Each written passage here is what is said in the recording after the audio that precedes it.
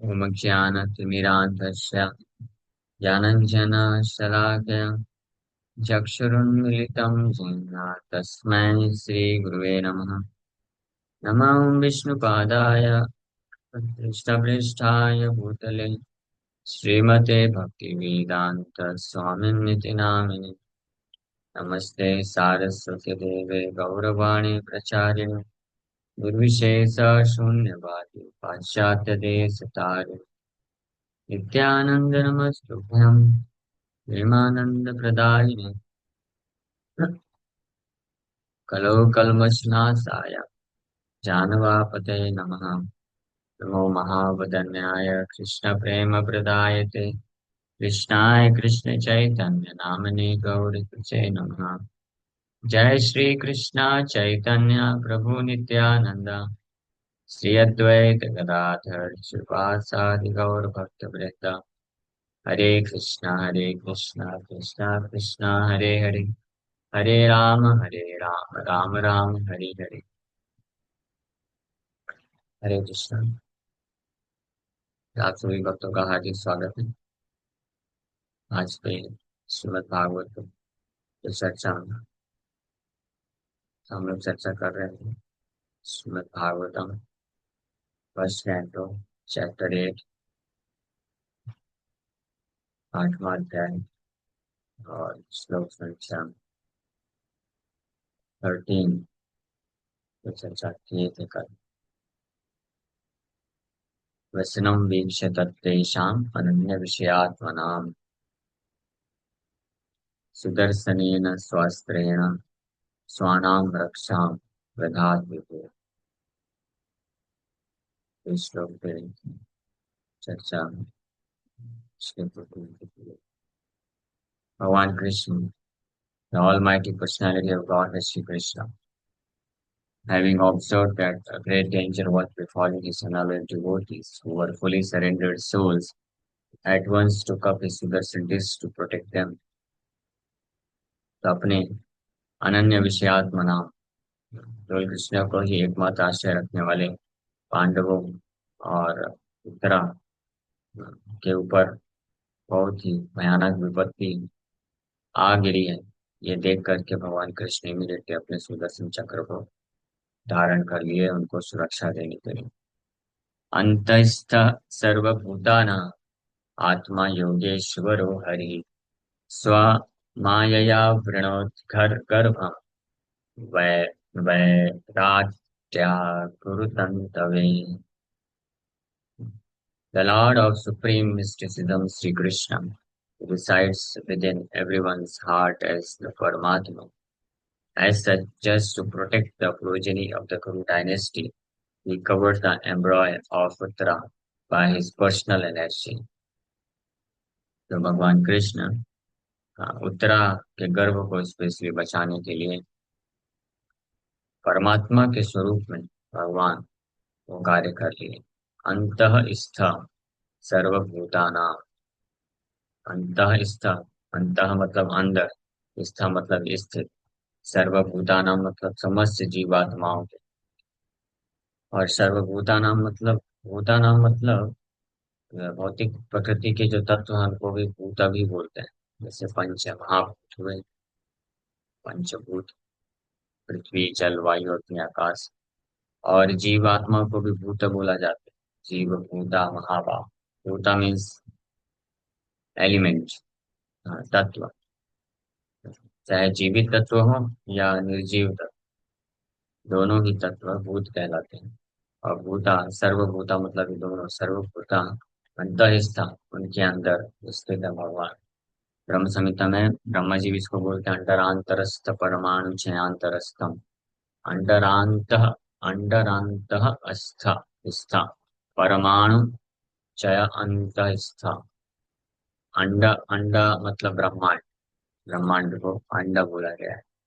Under अंड अंत स्था, ब्रह्मांड के अंदर भी भगवान स्थित है परमात्मा के रूप में, तब ब्रह्मांड चल रहा है। और फिर परमाणु चयानुतरस्था, परम अणु, परमाणु, परमाणु तो आप लोग सुने ही हो, the most fundamental element, element नहीं बोलेंगे, मोस्ट फंडामेंटल यूनिट, परमाणु। कई परमाणु से मिलकर फिर अणु बनता है, कई अणुओं से मिलकर के फिर अन्य बहुत सारी इस सृष्टि की रचनाएं हुई है। तो परमाणु, परम अणु, सुप्रीम अणु, माइन्यूट, सुप्रीमली माइन्यूट, जो आ, तत्व है, वस्तु है इस पूरे सृष्टि में, परमाणु च अंतरस्था, उसके भी अंदर भगवान स्थित। जस्ट इमेजिन, वही परमात्मा, वही कृष्ण, परमात्मा। परमात्मा में super soul, supreme controller, all the supreme controller, हालांकि परम नियंता है, परम शक्तिशाली है। लेकिन इसीलिए यही तो शक्तिशाली होने का अर्थ कि भगवान परमाणु के अंदर भी रह सकते हैं, और अंड के अंदर भी, यानी ब्रह्मांड के अंदर भी रह सकते हैं, ब्रह्मांड को मैनेज करते हैं। और ब्रह्मांड को उत्पन्न करने वाले भी भगवान। अणुर अणियाम, महतो मह्याम। अणुर मतलब अणु, मतलब अणु, स्मॉल। अणुर अणियाम, अणियाम मतलब स्मॉलर देन द स्मॉलेस्ट, अणु जो है स्मॉलेस्ट, और स्मॉलर देन द स्मॉलेस्ट, छोटे से भी छोटा, इसलिए परमाणु के अंदर परमात्मा है। और महतो महिया, महत, महतो मतलब विशाल, बड़ा, महिया उससे भी बड़ा। तो पूरा सृष्टि जो है सबसे विशाल है, ग्रेटेस्ट, उससे भी बड़ा महाविष्णु के रूप में है भगवान। उनके और रोम रोम से ब्रह्मांड ब्रह्मांड निकलते हैं।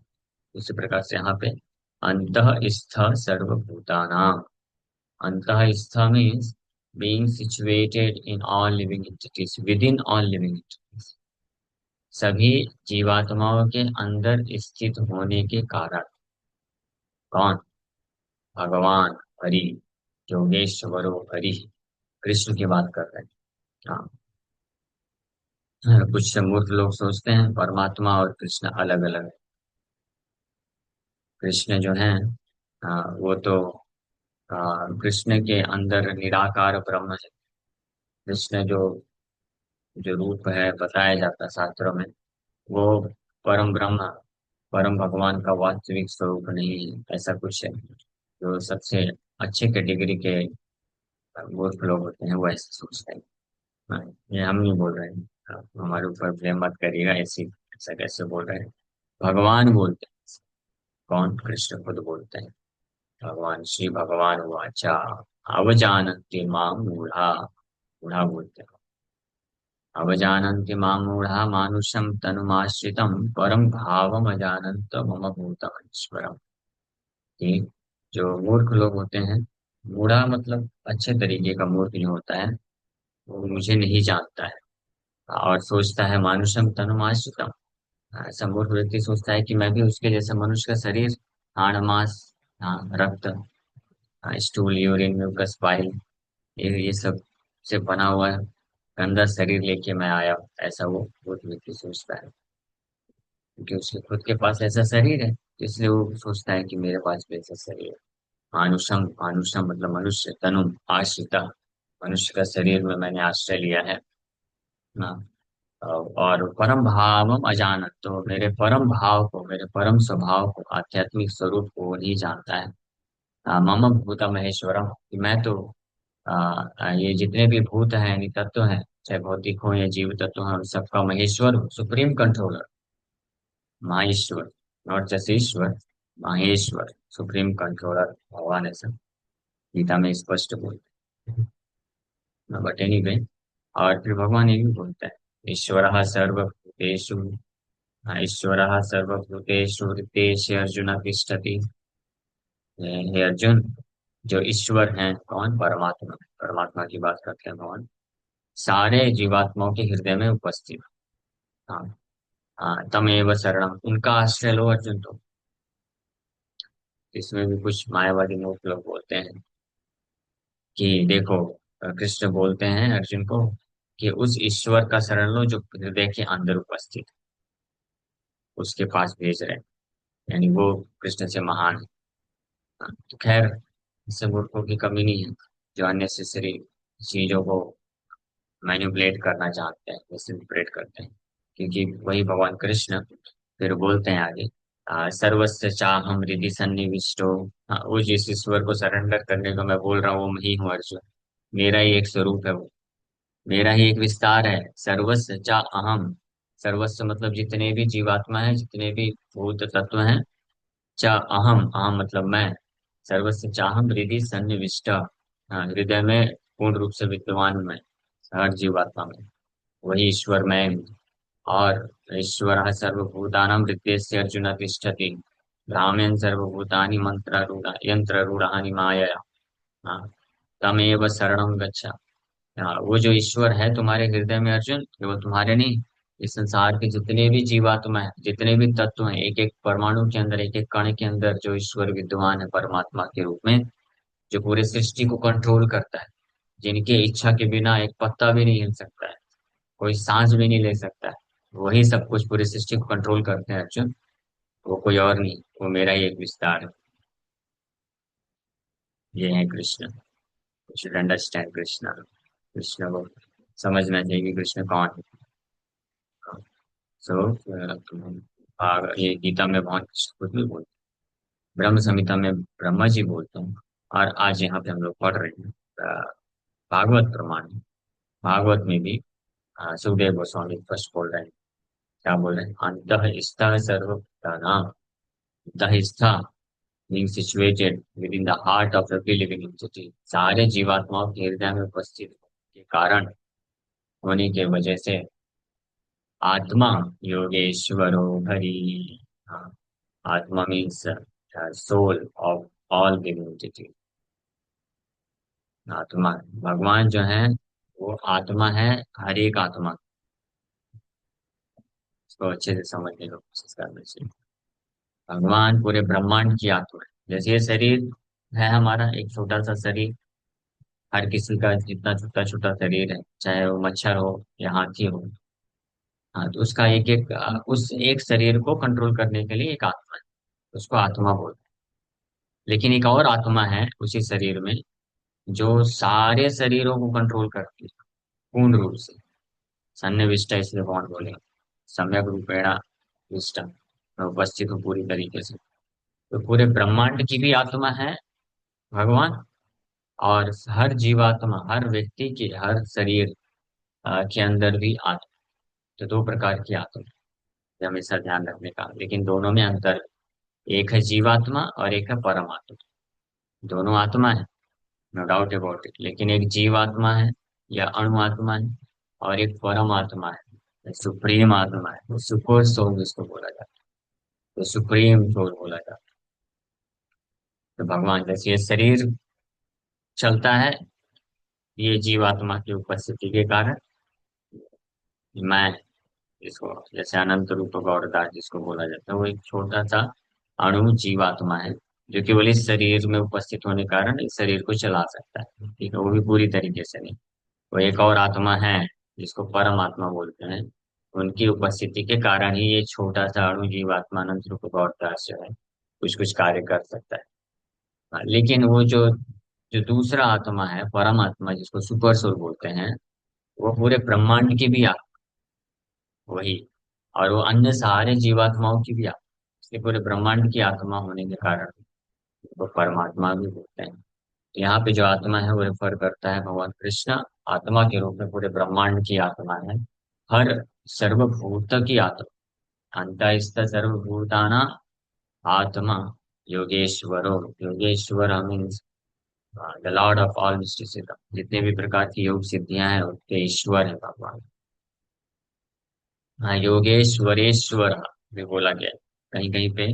शिव जी को भी योगेश्वर करके बोला जाता है। हाँ, तो इसलिए कृष्ण को योगेश्वरेश्वर भी बोल, योगेश्वर के भी योग ईश्वर, या सिद्ध योगियों के भी ईश्वर, सिद्ध योगियों को योग सिद्धि प्रदान करने वाले ईश्वर, हाँ, योगेश्वर। तो क्योंकि हरि भगवान कृष्ण सिद्ध योगियों के भी ईश्वर है, उनको भी योग सिद्धि प्रदान करते हैं, तो स्वयं तो योगेश्वर होंगे। यत्र योगेश्वरो कृष्ण, यत्र योगेश्वर कृष्ण, यत्र पार्थो धनुर्धर। गीता का कृष्ण कहते हैं, भगवान कृष्ण को योगेश्वर के नाम से संबोधित किया गया। तो खुद भी योगेश्वर है, उनको योग योग साधन करने की आवश्यकता नहीं। हाँ,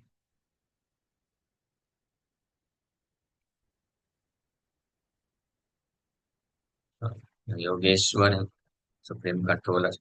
आत्मा योगेश्वरो हरि ही। हरि, हरि मतलब जो सुप्रीम लॉर्ड। हरि का मतलब जैसे हम लोग कई बार बताएं, हरि मतलब जो सब कुछ हर लेते हैं, स्पेशली अपने भक्तों के जीवन से सारे दुखों को हर लेते हैं। हरि। हाँ, तो ऐसे भगवान हरि जो योगेश्वर आत्मा है, अंतःस्थ सर्वभूतानां, सारे जीवात्माओं में अंतः स्थित होने के कारण स्वमायया प्रणोत गर्भम, अपनी खुद की माया, अपनी खुद की पर्सनल एनर्जी, स्वमायया। स्वमायया बहिर्मायया। हालांकि जितनी भी प्रकार की माया है, माया मतलब शक्ति, और की एनर्जी को भी माया बोलते हैं। माया के कई अर्थ हैं, दो विशेष अर्थ बताए जाते हैं। एक तो होता है माया मतलब दैट विच इज नॉट, जो सत्य नहीं है उसको भी माया बोलते हैं। और दूसरा माया का अर्थ है भगवान की शक्ति को भी माया बोलते हैं। तो भगवान की वैसे तो सारी जितनी प्रकार की शक्तियां हैं स्व माया भगवान की ही शक्ति है। लेकिन स्पेसिफिकली जो आध्यात्मिक शक्ति है, इसको अंतरंगा शक्ति, इंटरनल पोटेंसी, या स्व माया या पर्सनल एनर्जी बोलते हैं भगवान के। पर्सनल या इंटरनल पोटेंसी या स्व माया या अंतरंगा माया, माया का अर्थ होता है जो भगवान से सेपरेट है, भगवान से हमेशा कनेक्टेड रहती है। और जो बहिरंगा शक्ति होती है, बहिर्माया होती है, वो है भगवान की शक्ति, लेकिन भगवान उसको जो है सेपरेट करके रखते हैं, उसको स्पर्श नहीं करता है। ये भौतिक जगत जो है इसको बहिरंगा शक्ति बोलते हैं, रिप्रेजेंटेड बाय दुर्गा देवी। दुर्गा देवी, तो उनके साथ भगवान का संपर्क नहीं होता डायरेक्ट। भगवान शिव के माध्यम से भगवान जो है संपर्क करते हैं। इसलिए शिव जी वास्तव में भगवान विष्णु ही है, लेकिन क्योंकि बहिरंगा शक्ति के साथ संपर्क होता है, इसलिए भगवान वो अलग कैटेगरी कर देते हैं। इसलिए शिव जी विष्णु नहीं भी। शिव जी विष्णु हैं, भगवान विष्णु हैं, कि भगवान विष्णु ही शिव के रूप में ये बहिरंगा शक्ति से इंटरेक्ट करते हैं। बट बहिरंगा शक्ति से इंटरेक्ट, संपर्क होने के कारण वो शिव जी का वो तत्व जो है बदल जाता है। ट्रांसफॉर्मेशन इसको बोलते हैं, विकार। इसलिए वो विष्णु नहीं भी कहलाते हैं। इसलिए ये अचिंत्य भेदा भेद महाप्रभु बताए। तो इसको कैसे समझा जाए? इसको ऐसे समझा जाए, यस, शिव जी भगवान विष्णु से आए हैं। क्षीरम यथा दधि विकार विशेष योगा संजायते नहीं तथा पृथगस्ति हेतु यह शंभुताम समुपैति कार्यां गोविंदमादि पुरुषम तमहम भजामि ब्रह्म समितम। ब्रह्मा जी बोलते हैं इस बात को। हाँ, तो डिफरेंस क्या है कि भगवान विष्णु नारायण या हरि का सेवा करने का, पूजा करने का जो लाभ मिल सकता है, या भगवान हरि जो किसी जीवात्मा को जिस प्रकार का लाभ दे सकते हैं, शिव जी के वो डोमेन में नहीं है, वो उनके प्रोफाइल में नहीं मिल नहीं सकता है। हाँ, यहाँ तक कि इसीलिए काशी में जो व्यक्ति शरीर छोड़ता है तो उसको मुक्ति प्रदान करने के लिए शिव जी भगवान राम का नाम का आश्रय लेते हैं और उसको राम का नाम सुनाते हैं। और शिव जी के जो सिंसियर भक्त होते हैं, वो कैलाश में जाकर के शिव जी उनको भागवत कथा सुनाते हैं, भगवान कृष्ण की भक्ति प्रदान करते हैं, तब वहां से फिर वो मुक्त होकर वैकुंठ जा सकते हैं। अदरवाइज दे कैन नॉट गो।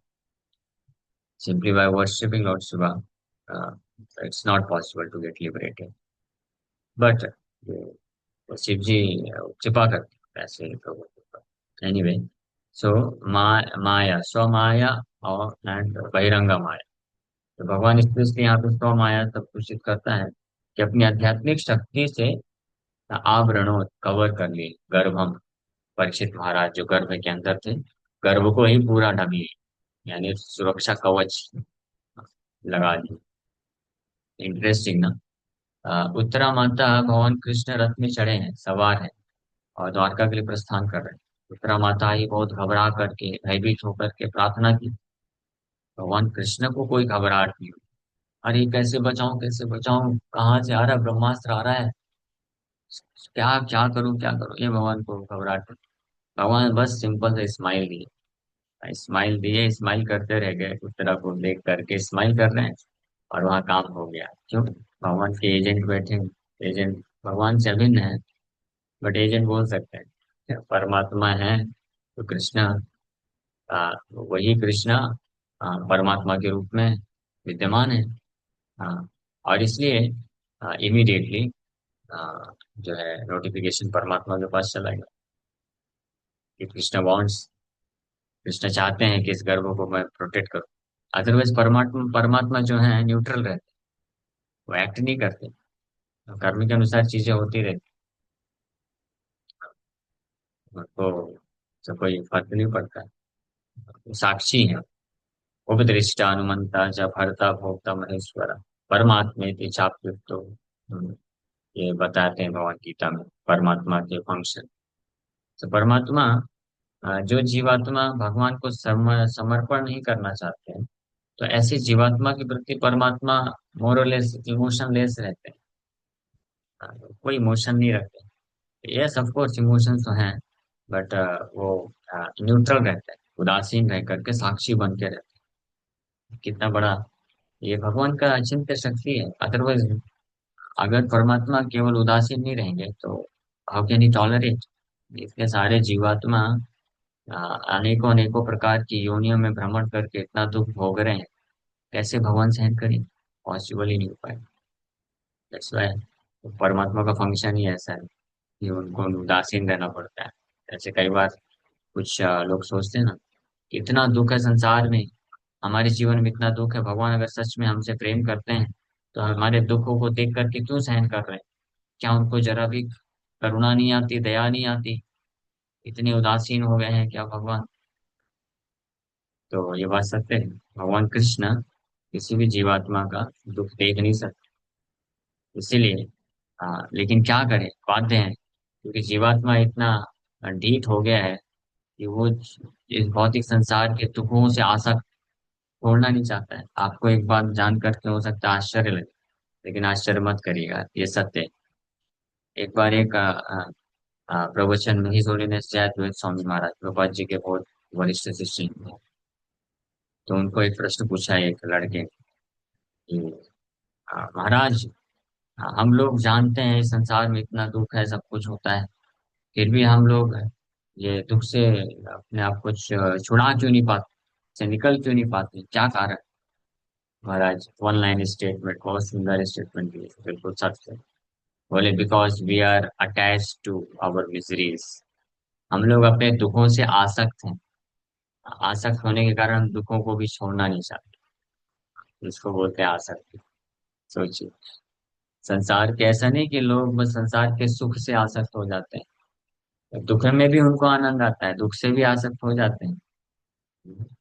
जैसे उदाहरण के लिए एक वक्त बता रहे थे कि मुंबई वगैरह शहरों में जहाँ पे लोगों के पास रहने के लिए नहीं होता है, तो वो लोग क्या, गवर्नमेंट क्या स्कीम बनाती है कभी कभी, तो उनको बना के देती है, घर, फ्लैट्स बना के देती है।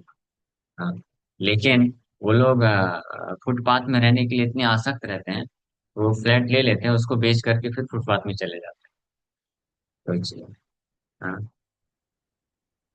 ये प्रूव करता है। ऐसे अमेरिका में प्रभुपाद जी जब गए थे, हिप्पीज लोग थे, तो वो हिप्पीज लोग ऐसे नहीं कि गरीब लोग हैं, उनके कई कई हिप्पीज तो उनके माँ बाप जो है अरबपति खरबपति हैं, करोड़पति भी नहीं, अरब खरबपति हैं। लेकिन वो लोग ऐसे सड़क में लेटे हुए हैं, रहने का कोई ठिकाना नहीं, खाने खाने को कोई ठिकाना नहीं। इसको बोलते हैं लॉज ऑफ मटेरियल नेचर। भौतिक प्रकृति के नियम इतने कठोर हैं कि अगर किसी के प्रकृति के नियम के अनुसार, उसके कर्म के अनुसार किसी के जीवन में लिखा है कि वो गरीब रहेगा, तो अरबपति घर में भी जन्म लेकर के गरीब रहेगा। हाँ, किसी के लिखा है कि उसको कुछ खाने को नहीं मिलेगा, तो कितना भी 5 स्टार होटल का मालिक का जो है लड़का हो जाएगा, उसके यहाँ भी जन्म ले लेगा तो भी उसको खाने को नहीं मिलेगा। ये फैक्ट है, इतने प्रकृति के नियम इतने कठोर हैं। हाँ। और अगर किसी के में लिखा है कि वो बहुत सारी सुख सुविधा हमेशा मिलेगी, तो फुटपाथ में रहने वाले भिखारी के यहाँ भी जन्म लेगा तो उसको मिल जाएगा। तो धीरू भाई अंबानी कैसे बन गए? पेट्रोल बेच बेच करके थोड़ी ना, या अपने खुद के मेहनत पे। वो लिखा था कि उसको इतना बड़ा सब बनाना है, तो इसलिए वो मिल जाता। तो ये प्रकृति के नियम बहुत कठोर है, तो व्यक्ति को समझना चाहिए। एनीवे, मेन पॉइंट है कि हम आसक्त हो जाते हैं, अपने दुखों से भी हम आसक्त हैं, उसको भी छोड़ना नहीं चाहते। इंद्रदेव का उदाहरण आता है, उनको श्राप मिल गया था, गुरु जी के प्रति अपराध कर दिए थे, तो श्राप मिलने के कारण उनको सुअर बनना पड़ा। अब जब उनका सुअर का जितना भी ड्यूरेशन था, 10 12 15 साल कंप्लीट हुआ, तो ब्रह्मा जी खुद लेने के लिए आए, बोले बेटा चलो, हो गया तुम्हारा श्राप, पनिशमेंट खत्म। तो पनिशमेंट से ही आसक्त हो गए इतने। बोले नहीं पितामह, मैं नहीं जा सकता हूँ, देखो मेरी इतनी सुंदर सुंदर पत्नियां हैं, और इतने सारे पिगलेट्स बच्चे हैं, इनका और कोई आश्रय नहीं है, एकमात्र मैं ही आश्रय हूँ। अभी तो मैंने ये 2 BHK घर बनाया है, और बनाना है, मुझे बढ़ाना है। गटर ही है उसका 2 BHK घर। बोला और एक्सपैंड करना है। वो जो बाजू वाला गटर है, वो भी बिकने जा रहा है, उसके लिए मुझे मेहनत करना है, उसको भी हासिल करना है। मेरा फैमिली बड़ा हो, मैं चला जाऊंगा तो फिर इनका क्या होगा? ब्रह्मा जी बोले हे भगवान, नारायण भगवान को स्मरण किए, क्या सृष्टि बनाया भगवान आपने। हाँ, इंद्र है ये, इसको बता रहा हूँ कि तुम इंद्र हो, फिर भी आसक्त है। तो ब्रह्मा जी खुद ही उसका गला काट के ले गए, बोले चलो भाई, तुम्हारे उधर जरूरत है, सेवा इम्पोर्टेंट है। सो ये है इस संसार की रियलिटी। इसके कारण हम जो है, हम मुक्त नहीं हो पाते हैं, और भगवान ये सब चीज देख नहीं सकते हैं, सहन नहीं कर सकते हैं। इसलिए भगवान जो है परमात्मा के रूप में उदासीन बन के बैठे रहते हैं, मदद करते रहते हैं। लेकिन वही परमात्मा जो सारे बद्ध जीवात्माओं के प्रति उदासीन भाव में केवल साक्षी बन के रहते हैं, जैसे ही कोई जीवात्मा सोचता है मात्र, करता नहीं, केवल सोचता है कि कल से मैं जो है भजन करूं, जैसे ही सोचता है तो इमीडिएटली परमात्मा एक्टिव हो जाता है। अरे बाप रे, आ गया कोई, आ गया कोई, आ गया, चलो चलो चलो चलो प्लानिंग करेंगे। उसके प्रति पूरे भाव से एक्टिव हो जाते हैं। लेकिन दुर्भाग्य है उस जीवात्मा का, या क्या बोले, कि अ, भगवान तो एक्टिव हो जाते हैं, लेकिन वो जो है फिर ढीला पड़ जाता है।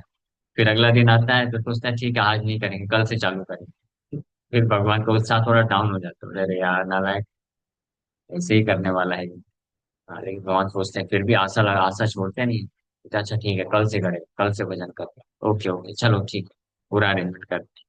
यहाँ परमात्मा को नोटिस मिलता है कि ये कल से भजन करने वाला है, और वो नोटिफिकेशन पूरे देवताओं के व्हाट्सएप में सर्कुलेट हो जाता है, और देवता लोग वहां पे तैयारी चालू कर देते हैं।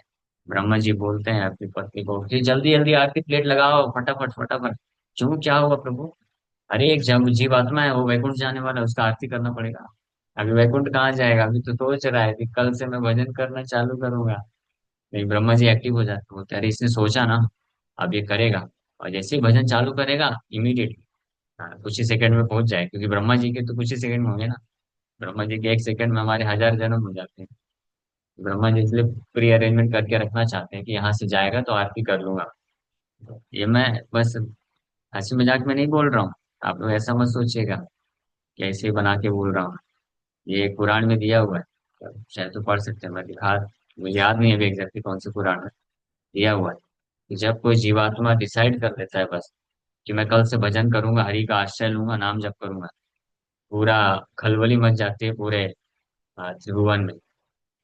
हाँ, वो अरेंजमेंट करना चालू कर देते हैं। हाँ, लेकिन वो लोग का सबका उत्साह डाउन हो जाता होगा जब अगले दिन देखते होंगे कि ये जीवात्मा जो सोचा था मैं सुबह 4 बजे उठ करके जपा करूंगा, ये खराटे मार के सो रहा है बिंदास, मस्त। ऐसा नहीं करना चाहिए ना, वो एक्टिव हो जाना चाहिए। ये भगवान स्व माया, अपनी खुद की माया से गर्व को क्या कर लिए, आवरण कर लिए, प्रोटेक्शन।